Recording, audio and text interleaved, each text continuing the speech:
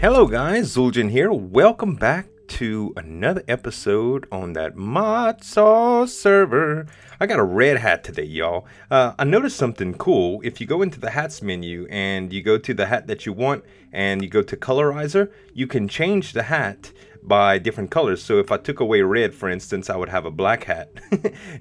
Or I can press the blue and have a purple or pink hat. I could change the green and have a yellow hat. Pretty cool. So I've just been keeping it red just because it matches with my little outfit.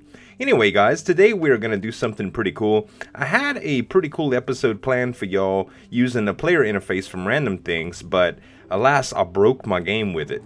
So the player interface, what it basically does is takes items, and I'll actually show you because it'll just be easier like this. So let's see, player interface. Set it down, right? It's got a bunch of different sides on it that you see different icons. This is an armor slot, this is the regular slots, and this is the weapon slots. So you can feed items in or out of this thing to interact with your actual inventory. And the strange thing is, when I put a what do you call those things? A transfer node onto this puppy, and I put a bunch of speed upgrades for it, and it broke my game. I had to get Teal Lone Wolf to come and break the block for me because my frames went down to 0 and I just couldn't do anything. So anyway, they're a little buggy. That's just some some information for you guys so y'all don't break your games with it. Right quick, before we get started with the rest of the episode, I'd really like to recognize a couple Patreons down to the Hall of Heroes. This thing looks so good. A bunch of you have been saying that I really need to turn it or do something with it because it's getting a little long, and I'll plan on it, guys. I'm going to do it real soon. In fact, this is the end right here. It doesn't go any further than that, so once it gets to that point, we'll figure out something else to do with it. I think I'm going to make it curve around or bypass through a throne room because that's something I'd like to do sooner or later.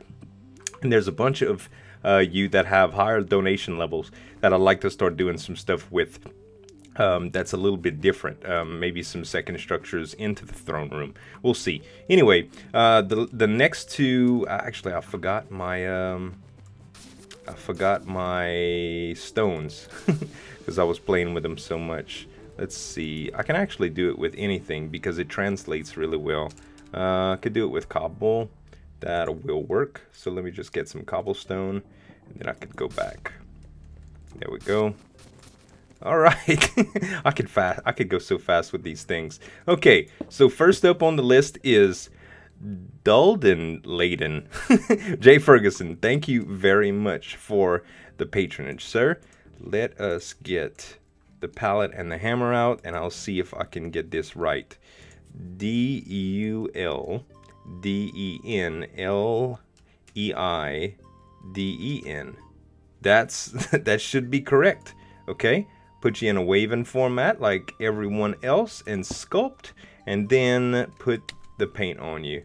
Wow, that's a really cool skin. It looks kind of like a reptile or a reptile from Mortal Kombat even, maybe.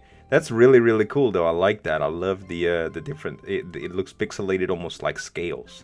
Really, really cool. And WC anyways, thank you so much, my friend, for the donation or the patronage. I'm going to put you up as well. Let's see. It should be WC anyways. WCANYWAYZ. There we go. Sculpt and color. Cool. Thank you so much. I like this skin too. Is that some lettering? I can't tell because I have your sleeve down. I don't know. I want to know if that's like a symbol or some lettering or something. Maybe it's pretty cool, but I like the hat and the beard placement. Really, really neat skin. Cool. Thank you guys so much. So, to move on further, in this episode, we really need to start gearing up for this. Yes, the advanced spells. I know I've been talking about it for a long time, and one of the reasons that I haven't gone through with it yet is due to the alchemic reagents. But there was really no need for it because there's not that many spells. But Blood Magic has an update coming to it that I saw and learned about, and basically what it's going to do is it's going to have a lot of augments to the rituals. to be able to do things like increase their potency. Like, you know, the ritual that I have for the Ritual of the Crusher and the Ritual of Magnetism, how you could put a diamond block underneath there to increase its range. Well, it's actually going to go toward reagent-based augments. So we need to start be able to produce these in bulk, and I need to get some more automation set up for that. So we're going to need to do a Ballad of Alchemy. Actually a few Ballads of Alchemy. So let's go ahead and do I think the Ritual Diviner that we have is, let's see, this one is cannot place dusk runes, so we should have the one that does place dusk runes in our system. Yep, there we go, it's right there. Let me put a few of these things up. I got a deep storage with redstone in it. I have a there's a few things that I don't need here. I don't need the signs anymore. I don't need any more pallets, and I don't need my hammer for statues. Okay, so we're going to need, let's set up the ritual stones. Let's see what we have here. Ritual stones. So we've got enough to set one, but we're definitely going to need some more for that. So to make ritual stones are pretty easy too. We need reinforced slates, the magician's blood orb at least, or actually the apprentice's blood orb, and obsidian. So let's try to make that right quick. Let's see, slates, we have plenty of those, that's good. So we'll go ahead and set these, and we'll take some obsidian. Looks like I have all of my obsidian in a deep storage. I thought, yeah, all of my obsidian should be in this deep storage right here. Okay. I was getting too much on hand and everything was filling up pretty fast, so alright. And now I need an orb, and I could just throw an orb in here and get it. Cool. So let's make a bunch more of these. Oh, actually, there we go. Actually, what I'll do is I'll just take this out so it stops filtering, and I'll put some obsidian back in here. That'll work, because I don't need like 5k of it in my system. Alright, so obsidian now 1k, that's a lot more manageable. Let's go ahead and max out on the ritual stones there, and now I need to do the master ritual stones. So let's look that up right quick. I always forget the recipes. Okay, so I need ritual stones, obsidian, and an orb still. That's not bad. Ritual stones, obsidian, and an orb. Probably need a higher end orb.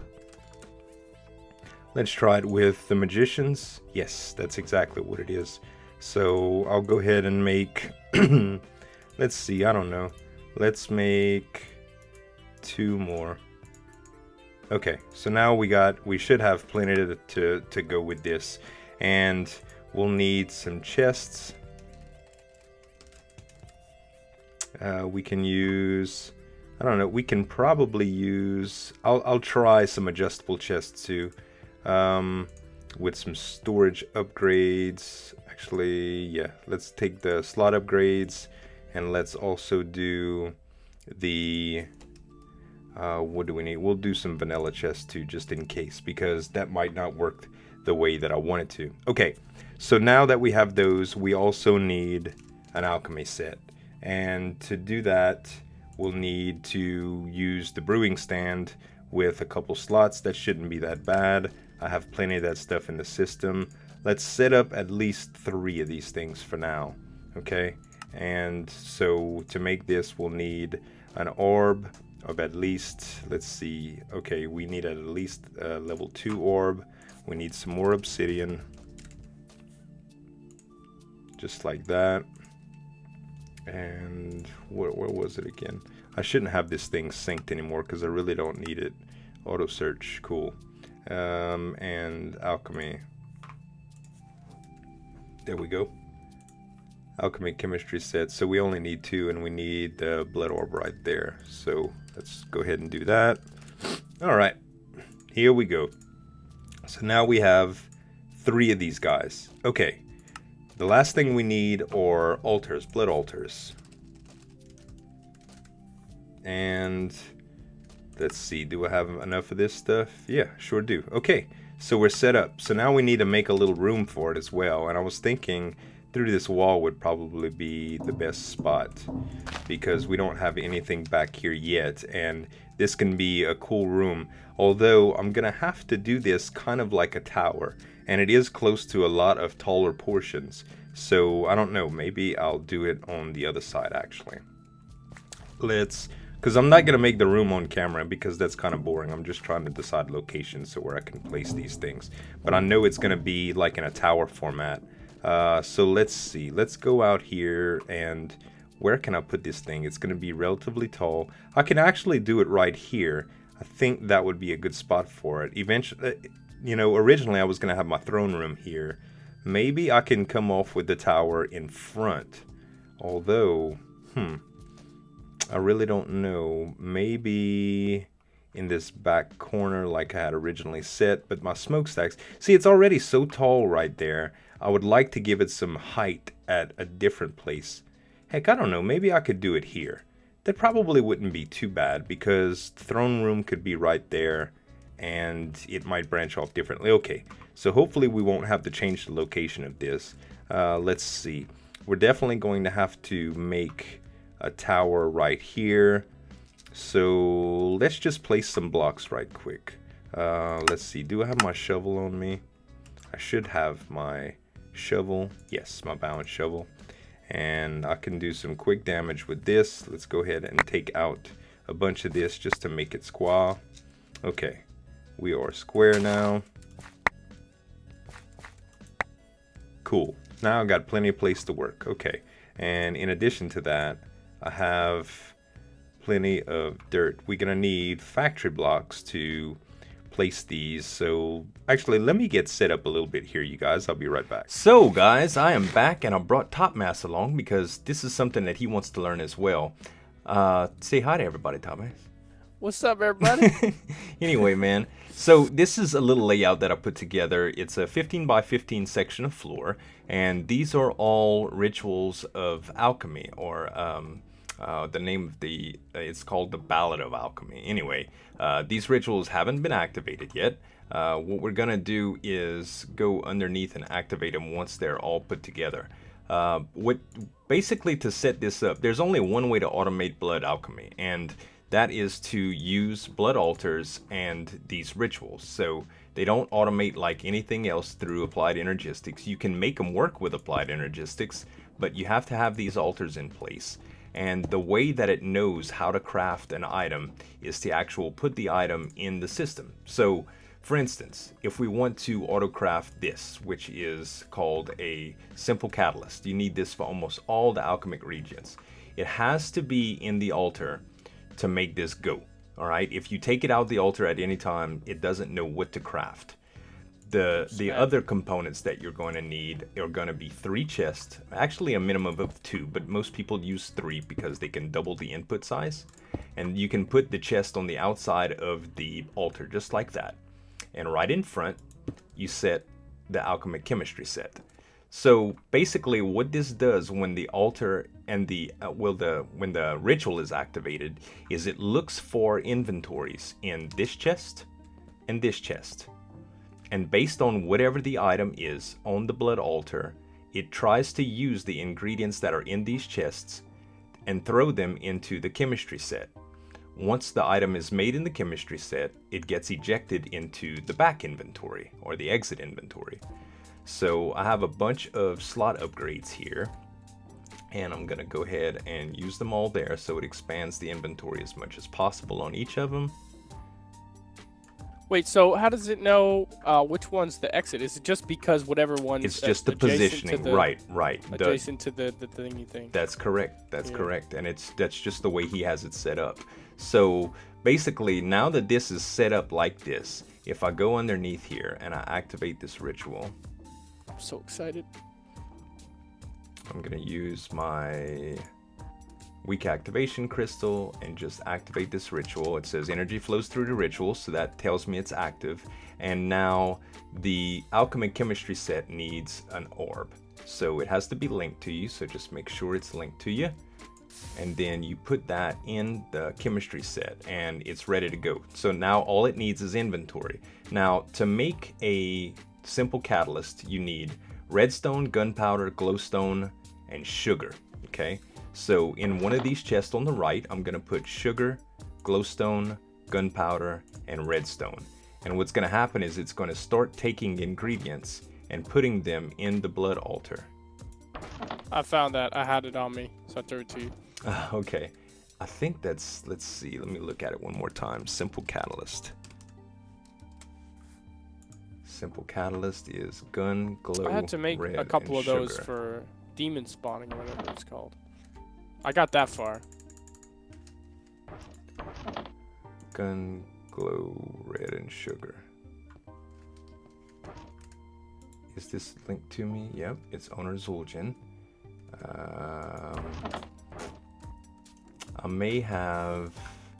Oh, you know what? I think the inventories need to be next to the ritual stone. So, let me scrap this right quick. I hate that I have to upgrade all these chests again, but... Really? I thought it was the... Yeah, I thought it was the placement of them. And what it if you actually like has to silk be down touch here. silk touch them? Nope. I think you can use a hammer for them. There's a specific hammer that works with them, but you could also maybe box them with the cardboard box. Yep, that's possible. That thing too. loves to crash servers, so I'm very weary with that thing. I've already caused my server crash of the week. Okay, so now it should be set up correctly. So let me go ahead and upgrade these things one more time. Okay, that was weird. I just crashed all of a sudden. But what was your question now?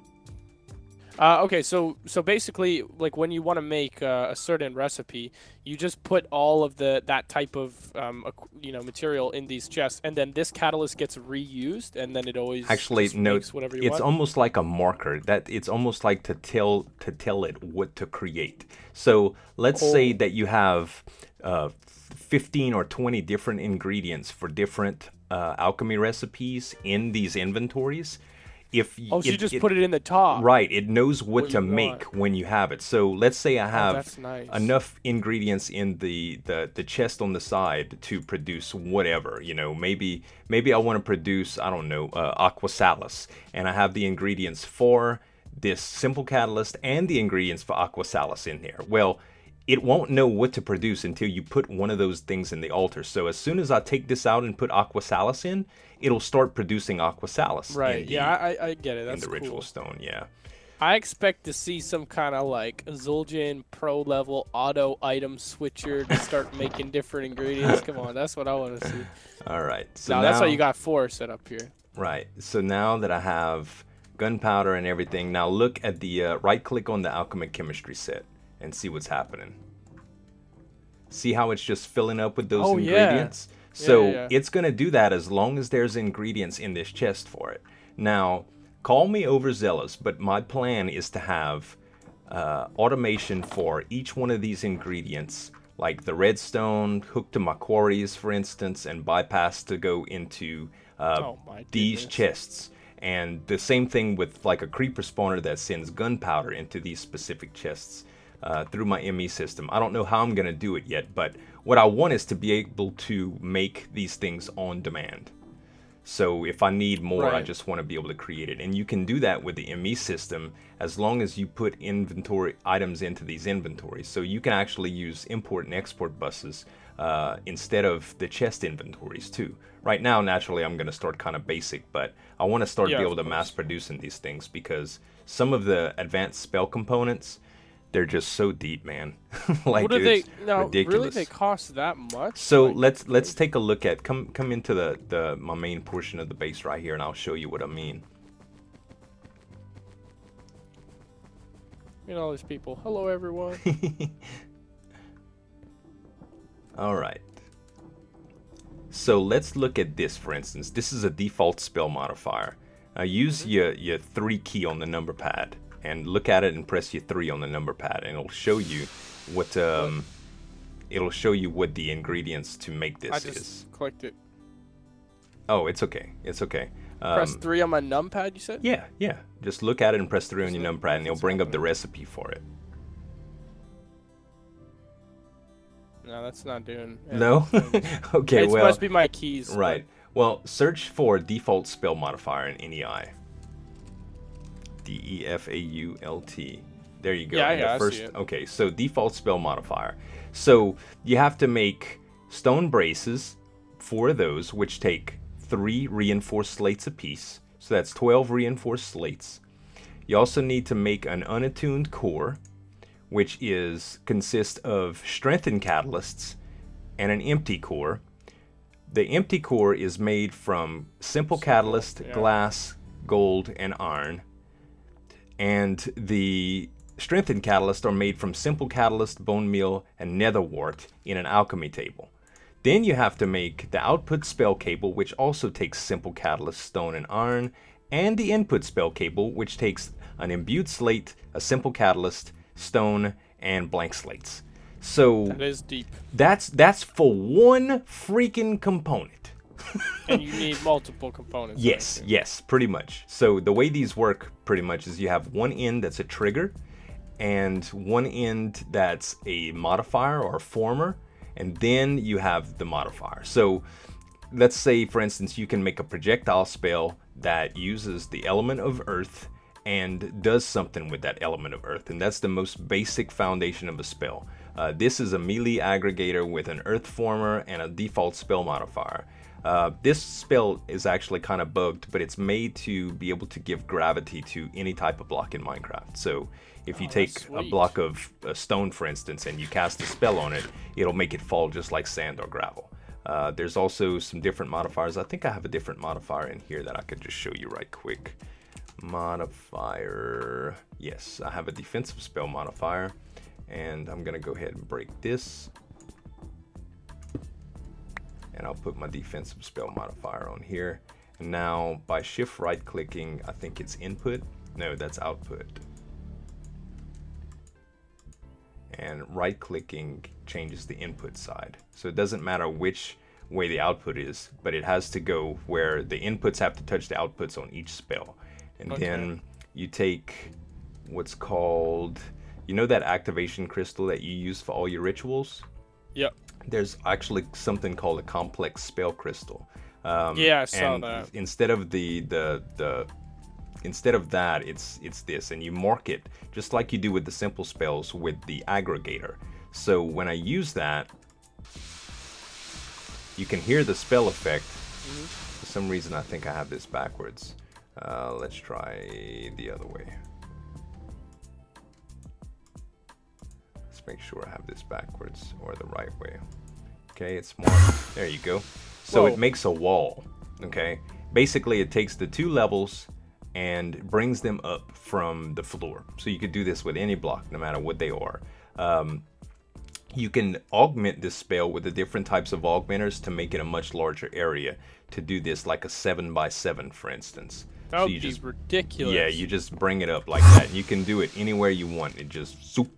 So walk up to somebody like, bring it on, right click, and then you got a fortress around you. Right. Or just like when you're in caves, like them roguelike dungeons, and the mobs are coming through, you can just use that and block the way off instantly, you know? So there's some pretty cool uses for it, and you can make them much larger than this. And the counter effect is that other modifier that makes them fall. Unfortunately, that is not working for me, but we'll try it. I'll try it one more time. So, okay, so this is one cool example. Like, I mean, I need, like, in order to get excited about something, I need, like, layman's terms. So, like, what could we do? Like, what's a cool spell modification, like, combination that'll make me like, oh, man, I need this? So, you know the jump spell that we have, or the leap spell that we've been using? To get around real quick? Yep. This one? Yep. I keep it on my bar at all times. Right. Just so go fast. There's a blood magic advanced spell that does the same thing, only you can augment it to about triple the strength that yours currently is right now. Oh, so you go way further. Yes. So you could just zoom. Yep. So that's one of the things that they have. There's a big list of them that you can find on the internet, but for the most part, everything that we have at our disposal with these mods, nothing really trumps it, but there's going to be so much available at the end that it's going to be worth getting into. And then they have some new modifiers called tool modifiers that I'm not even sure what they do yet. So I guess there's some exploration that needs to happen, but That's alchemy in a nutshell, buddy. That's That's crazy talk, yeah, man. Yeah. it's pretty deep, but I think it's gonna be worth it at the end. And with the type of upgrades that he has planned for the rituals and stuff, it's gonna be kind of necessary to have that type of alchemy available to us because of the how in depth it's going to be, because it's going to be like a consumable resource that it pulls, like Incendium and Aquasalis and all those things are going to have to be used in combinations to fuel the altars to do different things. The alternated altars, yeah, the upgraded ones. Right. That makes sense. So you're going to want to automate lots of things like catalysts and stuff like that, because you're going to need to use that as like a fuel. Yep, like So the Silk Touch, yeah. like the Silk Touch addition to the current ritual of the Crusher is going to be used with a chemical instead that you put in these bell jars, and they're going to take that chemical and use Silk Touch as long as that chemical is available. So that's all in alchemy stuff. But there's going to be some really cool things like the biome stuff that you said that you were having difficulty with. You'll be able to expand the range or the depth of it, you know, to be able to be a lot more potent. So if he watches your videos, just for you, bro.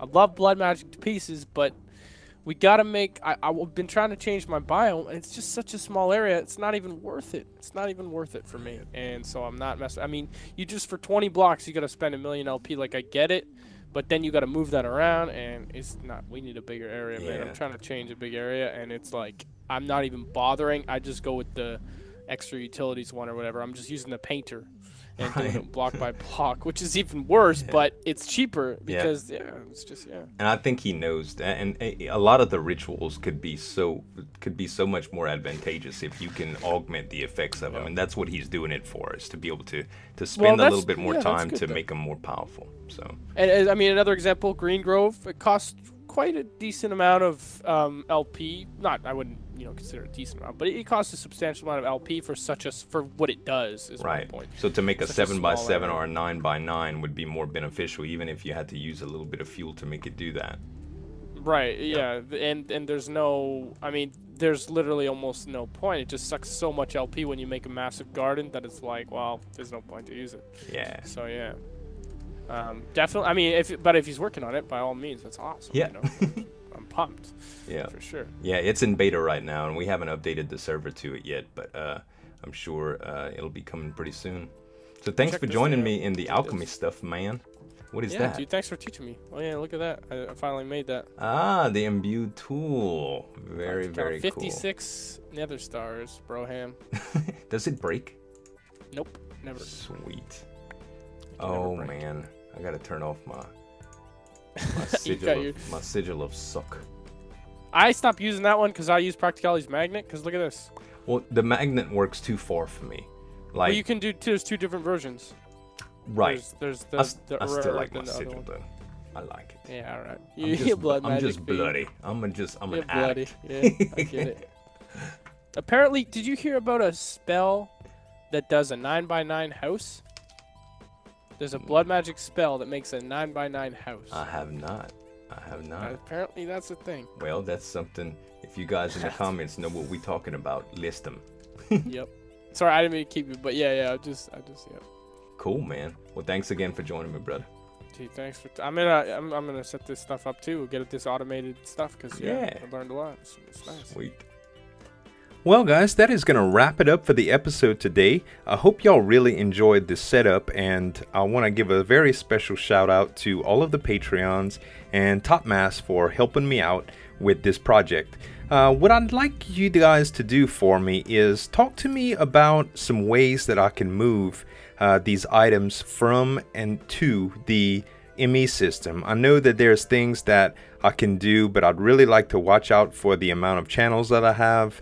And I know I can do stuff with P2P networks, but for something like this, if any of you guys have some ideas for it, I would love to hear your feedback. Anyway, guys, thank y'all so much for watching. As always, this is Zueljin signing off, and we'll see you next time. Bye!